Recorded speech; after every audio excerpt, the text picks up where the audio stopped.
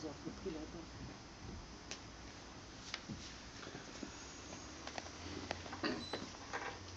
Tout à fait, c'est un secret pour personne que le Congo pour moi est un pays important, un pays extraordinaire, et que j'avais des projets là-bas, j'avais envie de développer quelque chose.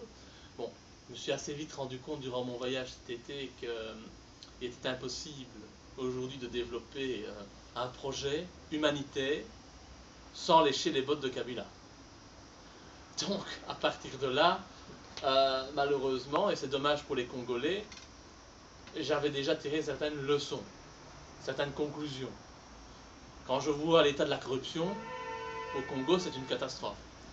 Alors vous imaginez qu'il faut payer un militaire qui est en faction devant chaque magasin pour aller faire ses courses, qu'à chaque fois qu'on fait 10 km, on est arrêté et qu'il faut aussi donner de l'argent pour pouvoir continuer son chemin.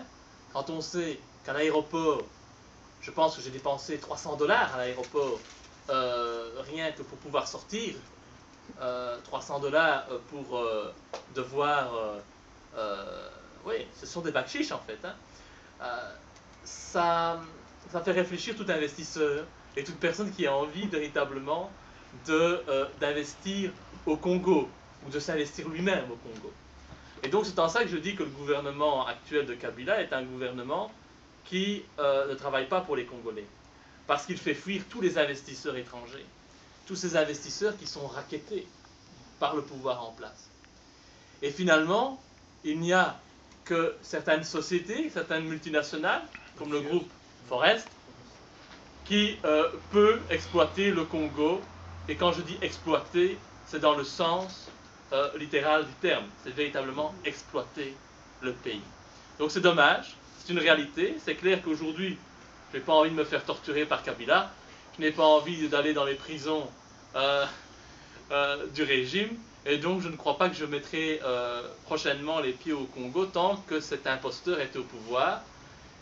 J'espère un changement de régime, ça fait déjà de nombreux mois que je l'espère. Il ne vient pas, j'espère qu'il viendra un jour. Et en tout cas, dès que le Congo retrouve sa souveraineté nationale, il est clair que j'y retournerai. Parce que ce pays est un pays magnifique et que j'ai vraiment envie de pouvoir y développer quelque chose avec, je pense, en fait, une très grande partie de la diaspora qui aujourd'hui est éparpillée à travers le monde. Cette diaspora qui n'attend qu'une chose, c'est de pouvoir rentrer dans son pays, de pouvoir développer des projets là-bas, de retrouver leur famille et de pouvoir créer un Congo moderne et d'avoir un véritable avenir là-bas. Voilà.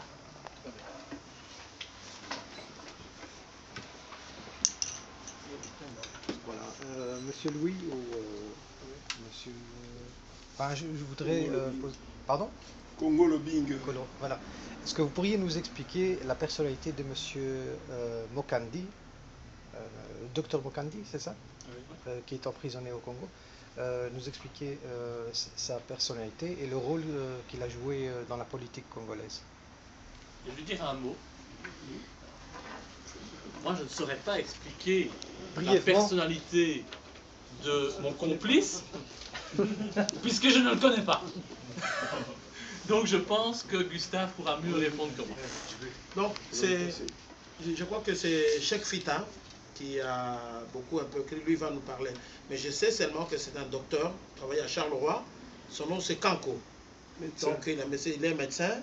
Et en tout cas en politique, je crois, il n'est même pas politicien. Donc Cheikh Fita, vous pouvez quand même donner. Merci, en fait j'avais une question, mais j'ajoute un élément. Ouais. J'ai été contacté par des membres de la famille du docteur Kanko Mokandi, en fait, parce que sur mon site, il y a l'actualité assez renouvelée en ce qui concerne la communauté congolaise, et c'était la première fois que j'entends son nom. Donc ça fait 10 ans pratiquement que je couvre toute l'actualité de la communauté congolaise. C'était la première fois que j'entends parler de lui. Bon, ça c'est vrai. Et donc j'ai annoncé l'information quelques jours après qu'il soit arrêté. Et j'avais téléphoné même au ministère des Affaires étrangères belge. J'ai posé la question, est-ce qu'ils étaient au courant? Bon, m'a tourné un peu en bourrique. Bref, j'ai téléphoné à l'ambassade de la Belgique au Congo pour savoir ce qu'il en était. On m'a fait beaucoup de promesses. Et puis 2 mois après, j'apprends qu'il a fait une tentative de coup d'État. Donc 2 mois, c'est quand même un peu long hein, pour pouvoir donner une réponse, même indirectement par rapport à une information qui est déjà d'actualité il y a 2 mois avant. Bon, voilà les éléments que je peux donner sur le médecin. Mais si l'organisation me le permet, j'avais une question par rapport aux investisseurs. Monsieur Laurent, vous avez parlé de tout ce qu'il y a en corruption. Aujourd'hui, on voit comment il y a la faillite de plusieurs États, Chypre, la Grèce, etc. Et même ici en Belgique, le chômage est fort. Ça fait 11 ans que M. Kabila est au Congo. Nous, les Congolais, je pense que nous n'avons absolument rien gagné durant ces 11 ans. Mais la Belgique qu'a-t-elle gagné durant 11 ans? Et ma question, comment se fait-il que l'opinion belge ne réagit pas? Parce qu'il y a du chômage ici. Si il y avait un nouveau pouvoir, un pouvoir crédible au Congo, comme vous l'avez dit, beaucoup de Congolais rentreraient, beaucoup d'investisseurs iraient, il y aurait moins de chômage ici. Et expliquez-moi comment se fait-il que l'opinion belge n'est toujours pas au courant? Et bon, voilà ma question quoi.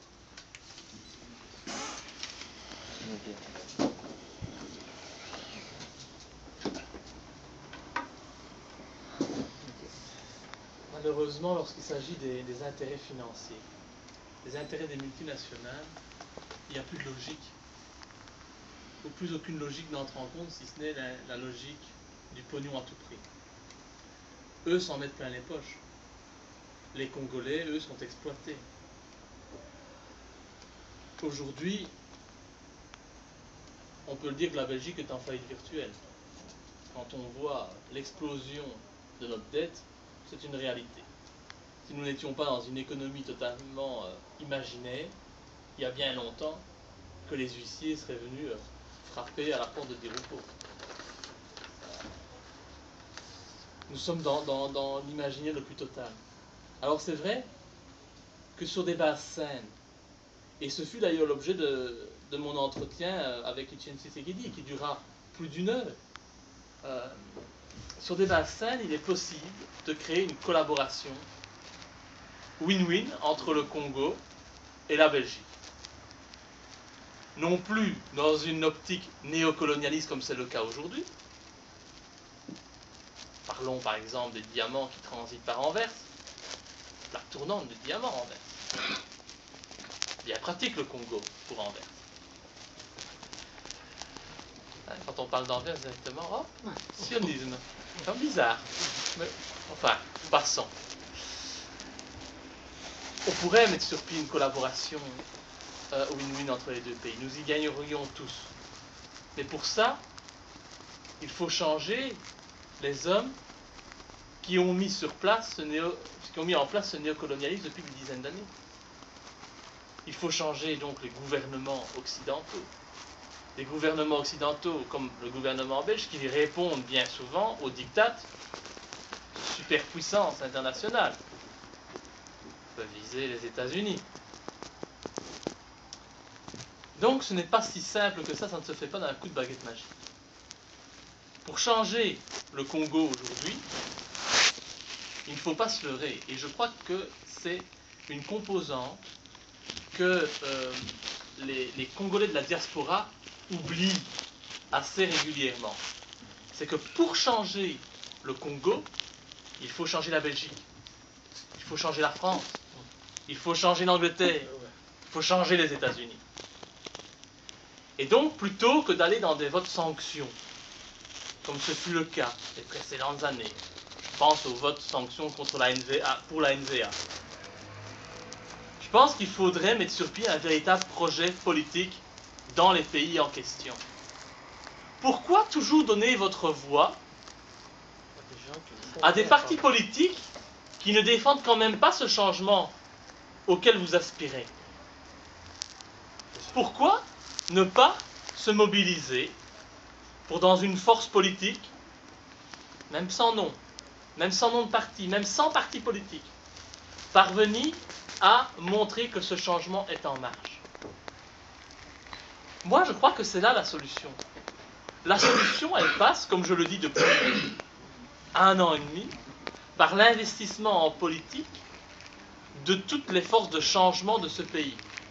Qu'elles soient de la communauté africaine, qu'elles soient de la communauté musulmane, qu'elles soient belges, entre guillemets, comme on le dit, puisqu'il faut bien catégoriser toute la population, ou belges non confessionnels, ou je ne sais quoi, belges non musulmans et non africains, si vous voulez. C'est difficile finalement.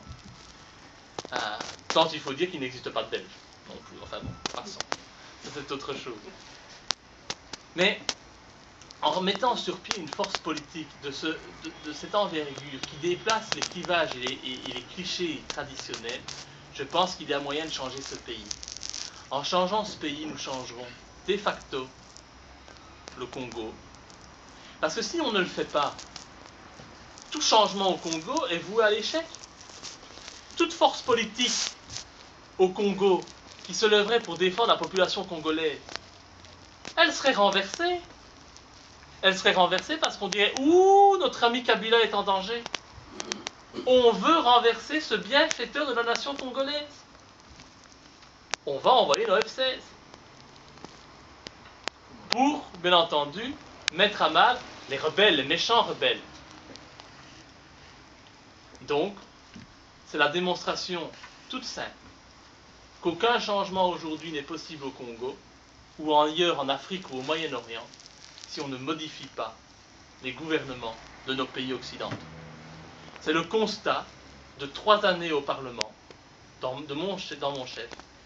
On peut être idéaliste, on peut être utopiste, on peut être tout ce qu'on veut, mais à un moment donné, il faut se rendre compte de la réalité telle qu'elle est.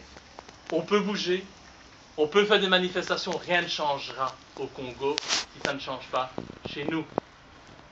En tout cas, moi, c'est dans cette voie-là que je compte développer le combat avec plein de composants de la société belge actuelle. Et c'est dans ce sens-là que nous allons préparer les élections de 2014. Et sincèrement, jusqu'à présent, je l'ai toujours dit, j'ai toujours dit aux Congolais, je ne suis pas là pour que vous votiez pour moi. Eh bien maintenant, je le dis clairement.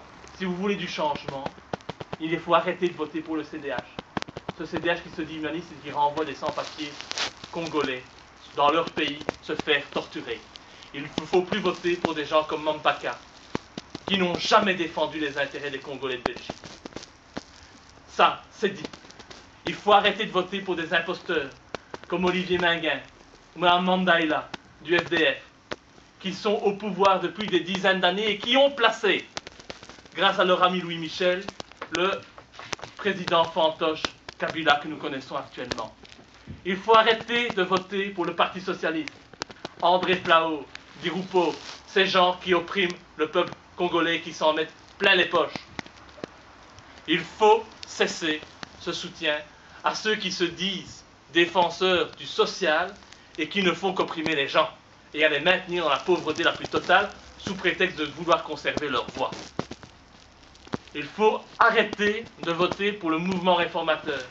Parce que ce mouvement réformateur, c'est qui? C'est Didier Reynders. C'est Louis Michel. Ces gens qui multiplient les voyages au Congo. Ces voyages inutiles.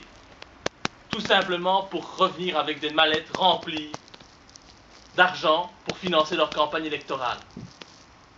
Je ne vais quand même pas devoir rappeler aux Congolais les liens entre Louis Michel et le groupe Forest. Ils sont quand même connus. Alors ne votez plus pour le mouvement réformateur. Si vous voulez un changement, je l'ai déjà dit, il faut voter pour la seule alternative possible et crédible aujourd'hui. Je pense qu'en 3 ans, je l'ai démontré au Parlement, je n'ai peur de personne, je n'ai pas peur de monter au front, je n'ai pas peur de me lever face au gouvernement belge. Et avec moi, il y a d'autres personnes, je ne suis pas tout seul. Il y aura, dans les prochaines listes, des représentants de la communauté africaine, et je dis bien africaine, parce que mes prises de position par rapport à la guerre au Mali ont bien entendu fait des émules et qu'il y a beaucoup d'Africains, de personnes d'origine africaine en Belgique qui ont envie de dénoncer la manipulation internationale et qui me suivent. Et il y a d'autres, c'est le cas des membres, des sympathisants du parti islam, qui refusent aussi la stigmatisation qu'ils subissent dans les médias belges aujourd'hui et qui ont également décidé de me soutenir, de se joindre à ces listes électorales que nous allons mener en priorité à Bruxelles, pour les fédérales et pour les européennes. Donc, on m'a pris jusqu'à présent pour un rigolo, on m'a pris jusqu'à présent pour un débile mental. Je vais montrer à ces médias en place que je ne suis pas aussi fou qu'il n'y paraît. Ils ont bien voulu le montrer. Et je vais surtout montrer que le soutien, il est présent. Il est présent. Je ne dois pas rappeler le succès du Parti Islam aux dernières élections communales.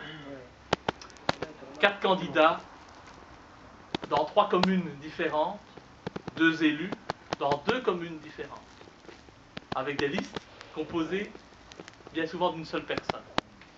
C'est l'exemple même qui démontre la force du Parti Islam aujourd'hui, qui n'est pas ce parti qui veut instaurer la charia dans le sens où l'on entend, où l'on veut couper les mains, où l'on veut lapider les femmes. Non, c'est un parti qui veut simplement que la réalité multiculturelle de Bruxelles soit respectée, que la réalité multiculturelle du pays soit respectée et que chacun ait la liberté de culte.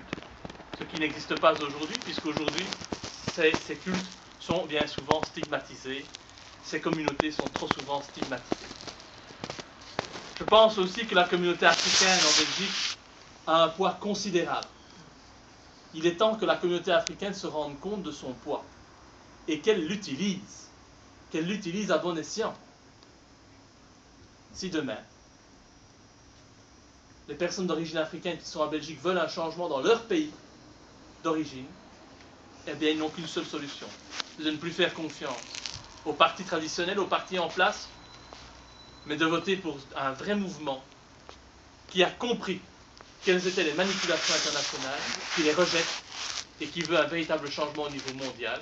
Et cela, ce mouvement, je vais tenter de l'incarner avec les différents mouvements qui vont me rejoindre et qui correspondent en fait à la réalité culturelle de la Belgique d'aujourd'hui, qui n'est plus la Belgique de papa.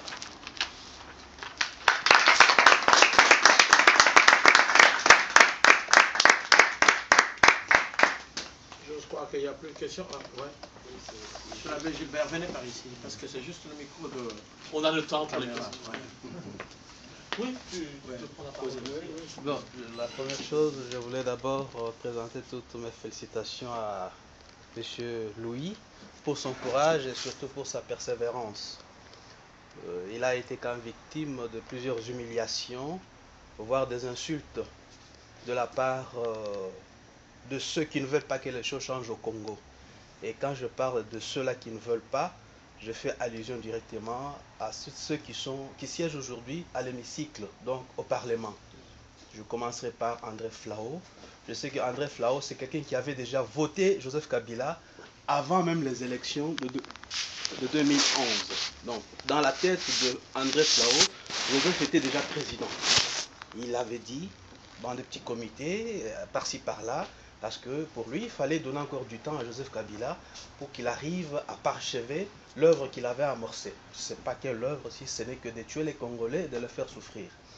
Je parlais de votre persévérance. J'avais constaté qu'à un certain moment, il y avait des députés qui avaient un peu déserté l'hémicycle. Je vous voyais vraiment, vous étiez presque seul. Et quand vous parliez à l'hémicycle, on sentait que vous étiez seul, vous n'étiez soutenu par personne, que ce soit par des jeunes députés, que ce soit par des anciens qui siègent à l'hémicycle. J'aimerais savoir aujourd'hui, est-ce qu'il y a une certaine évolution au niveau de la façon de voir et de comprendre les choses au niveau de l'hémicycle. Parce qu'il disait, ce jeune homme ne connaît rien, il n'a jamais été au Congo, mais vous avez été quand même au Congo, vous avez essayé un peu de palper certaines réalités, même si ce n'est pas toutes les réalités, mais à partir de Kinshasa, parce que à partir de Kinshasa, vous savez au moins avoir une idée sur ce que la vie que les Congolais mènent sur toute l'étendue du Congo.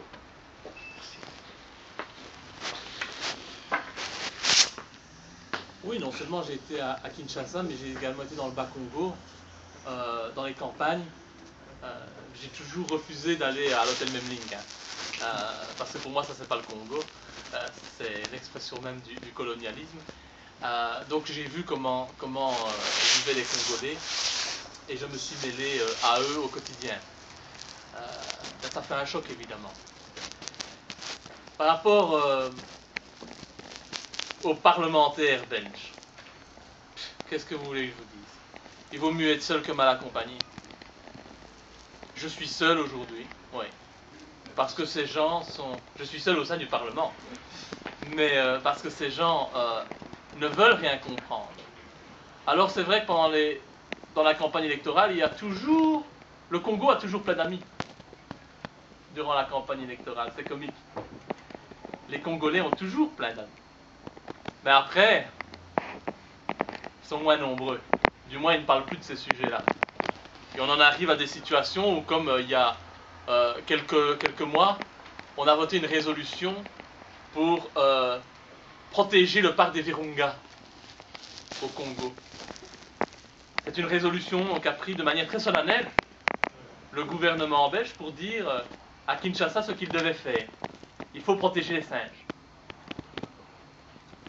En même temps, moi, j'ai pris la parole pour intervenir. Je suis encore le seul à prendre la parole pour dénoncer ce comportement du Parlement belge. Parce que moi, je suis d'accord qu'il faut protéger les singes, oui. Mais avant tout, il faut protéger les Congolais, il faut protéger les femmes congolaises. Et ça, tous ceux qui ont voté pour cette résolution, eh bien, ils s'en foutent complètement. Parce que ça leur permet simplement de s'en mettre plein les poches et de faire plaisir à leurs amis de la finance internationale. Alors, je suis seul, les mentalités ne sont pas prêtes de changer. Elles ne sont pas prêtes de changer, en tout cas si on reste dans le même système et dans le même régime que nous connaissons aujourd'hui. Et c'est pour ça que je vous l'ai dit, au début de l'année, j'ai décidé de dissoudre le MLD. J'avais créé ce parti, je l'ai dissous parce que je pense qu'il faut changer de régime. Il faut arrêter d'être dans cette logique particratique. Parce qu'aujourd'hui, nous avons 150 députés, mais en fait, il n'y en a pas 150. Il y en a tout au plus 10. Les représentants, un représentant de chaque parti, qui répond déjà aux ordres du président de parti. Donc il y a 140 moutons. Ces moutons, on n'en a pas besoin. On n'en a pas besoin. Il faut les changer. Et pour ça, il faut sortir de cette logique particratique, parce qu'en fait, elle a détourné la notion même de démocratie. Il faut revenir à un Parlement composé de citoyens. De citoyens, pourquoi pas tirés au sort, parmi la population, avec des balises évidemment, avec des règles à respecter.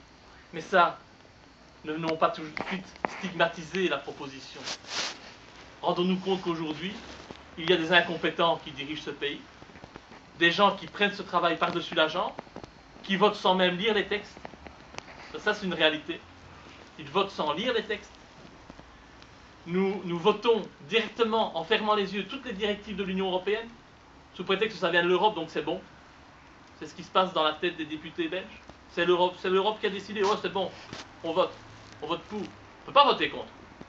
C'est honteux en Belgique de voter contre un traité européen ou contre une directive européenne. Ça veut dire qu'on est fasciste. Donc tout le monde vote pour, sans même regarder. Et on restreint de plus en plus nos droits. La Belgique aujourd'hui a perdu sa souveraineté nationale. L'Union européenne d'aujourd'hui, c'est quoi en fait? Et ça va peut-être choquer quelques-uns.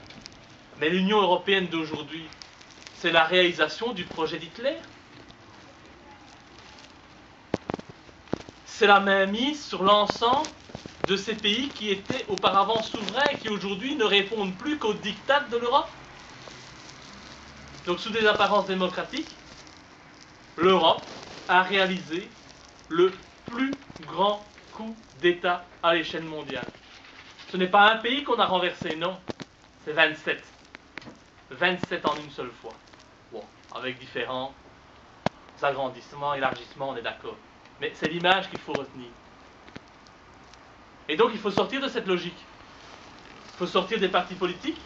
Il faut en revenir à un parlement citoyen, une véritable démocratie comme ça existait à Athènes. Ça a existé. Ça fonctionnait bien. Et en n'ayant plus des parlementaires qui soient en fait des fonctionnaires presque élus à vie, puisqu'on a beau voter, ce sont toujours les mêmes qui reviennent. Ce sont toujours les mêmes qui sont là. Nos ministres, c'est les mêmes depuis 20 ans.